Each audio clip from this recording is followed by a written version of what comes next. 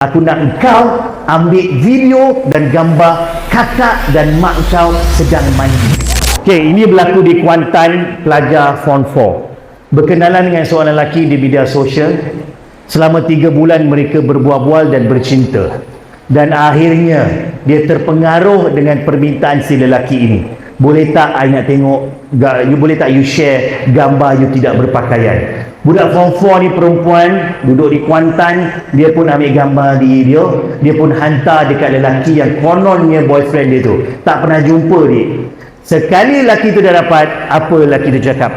Kalau kau tak nak aku sebarkan gambar kau ni kat sekolah, kat mak ayah kau, kat media sosial, aku nak kau buat sesuatu untuk aku. Nak apa? Aku nak kau ambil video dan gambar kakak dan mak kau sedang mandi. Keluar surat gambar So apa yang berlaku?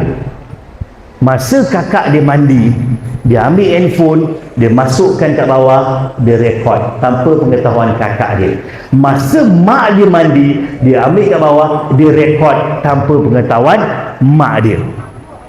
Lepas tu dia hantar dekat this guy. So this guy dapat kakak dia, dapat video tak berpakaian mak dia juga. Nasib baik tak bapak dia boleh bagi. 3 orang dalam keluarga dia dimangsa. Dan dia keep on ugutan dengan meminta duit pula. Sebab dah termasuk mak dia dah tentu ada duit. Nampak tak? So dik, jangan jadi bodoh. BODOH, sorry to say. Right?